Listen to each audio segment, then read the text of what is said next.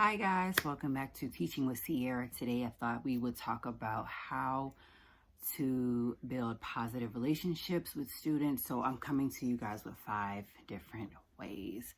So if you guys are new here, go ahead and subscribe if you like the video. Be sure to leave me a comment down below and let me know what you think about these 5 building relationship topics and ideas that you are using in your classroom. So without further ado, we are on week 2, but today made the first full official week of school. And a lot of new teachers are wondering maybe how can they build relationships with their students who just came from being virtual for a whole year. So tip number 1, say hi daily. You know, we're so busy focused on trying to get this done, trying to get that done, trying to get this done, trying to get that done, that we don't take the time out to initiate our students or to speak to them. We greet them when they first come in the door, but do we greet them going out the door? Do we greet them coming back from maybe our lunch breaks? Do we greet them with, recognizing that they're there? So, say hi daily, whether it's coming through the door, leaving out the door, whether it's you coming back from your lunch break or whether it's you coming back from a training.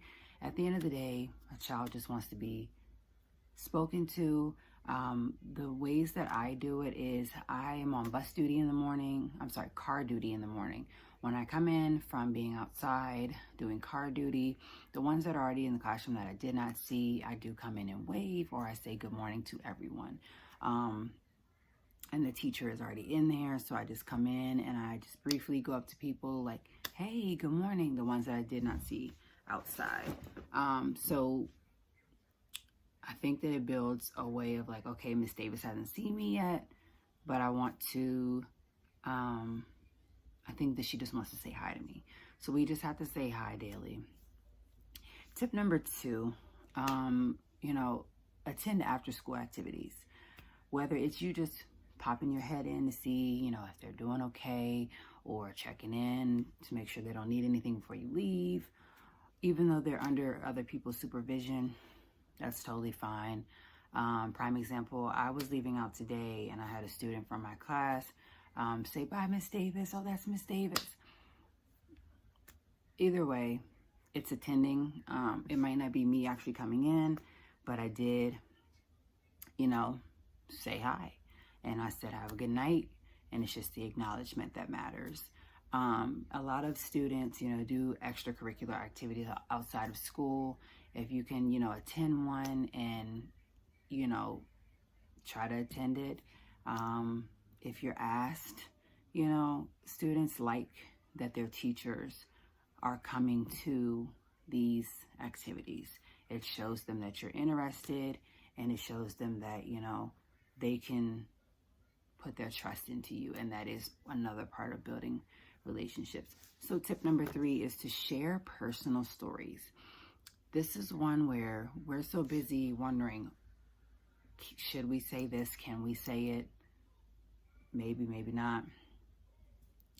But sharing personal stories, there's nothing wrong with that. I share personal stories all the time.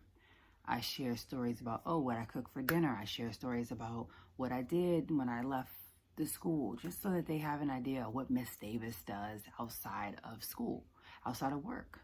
I do share personal stories of, success or failure and how I fixed it, because, children want to hear anything. I had told a student the other day that I came home to clean up and that I didn't get to clean everything the way that I wanted to. And I, simply asked the student, like, do you think that hurt my feelings, or do you think that I'll be okay? And I just wanted to see their reaction to my personal story. And they were like, I think you're going to be okay, Miss Davis. You can go home and clean today. And they were right. I can come home and clean today. Tip number 4 is you're going to want to show an interest in their interest. So some things that could be interesting, like, ask them what's their favorite color. It might not be your favorite color, but hey, you can just say, oh, that's one of mine too. We're just showing an interest in things that they like to help better build a relationship and to help build that relationship piece. And it's also, like I said, building a foundation of a start in the relationship, because these kids go to a different teacher every single year. So you start to build these relationships in August, September, and October. And by Christmas break, that relationship piece is solid. So I know that for meet and greets, I had a child who came in and was like, just wouldn't stop talking about sharks. And I was like, wait a minute, you like sharks too? I do too.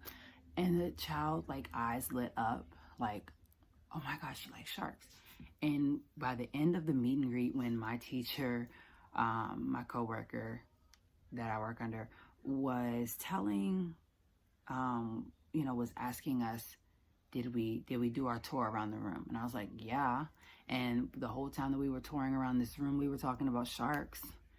And it was just really cool to see what other children like, what other children like do, whether it's sports or extracurricular activities, and just to, find out what interests they like. That helps to build that relationship ladder too. And last but not least, tip number 5 is to encourage their effort and progress. Don't focus on what is not being done. When trying to rebuild relationships, we need to focus on what and how we can encourage the effort that's being put into things and the progress that's being made. The thing about the positive relationships is when you start to encourage students who are putting forth the effort and the progress, they start to see that you're noticing them, and then they continue to excel. And they don't continue to say, you know what, she doesn't notice what I'm doing. Every time I show her, she just says, oh, okay, go put it away. Oh, okay. She's saying X, Y, and Z. And, it's to that student, it's like, Miss Shea is saying, I can do it. I can do it. Miss Davis is saying, I can do it. Miss Davis is saying, let's try to color it in just a little bit more. She's pushing me to be the best person that I can be, in a way of not pushing them of, you're going to do it. You have to do it. You will. You know what I mean? So encourage their efforts and their progress. And that will open doors to a child's mind of, they want me to do better. They want me to do this. They see the effort that I'm putting forth, and they see the progress that I'm making. So these are 5 great tips to building positive relationships with students, especially when students are probably just coming back from being virtual or being in a classroom for less than 3 months last year. And these are things that you can easily do. Maybe not every day attending after school activities, but maybe like once or twice a month for one child, and just trying it with different students. Saying hi daily opens up a lot of doors. Sharing your personal stories lets a child know that, you're trusting them with your personal life, and that they can come back to you with their personal life as well. And when you show an interest in what they like, they start to see, okay, Miss Davis likes what I do. She likes what I like. There's building that connection piece. And then, of course, to encourage their efforts and progress. And that's all that we can do in order to help them succeed. So thanks for watching. Be sure to subscribe. Be sure to like this video. And be sure to comment down below, what are other positive reinforcements that you guys are using to build positive relationships with your students.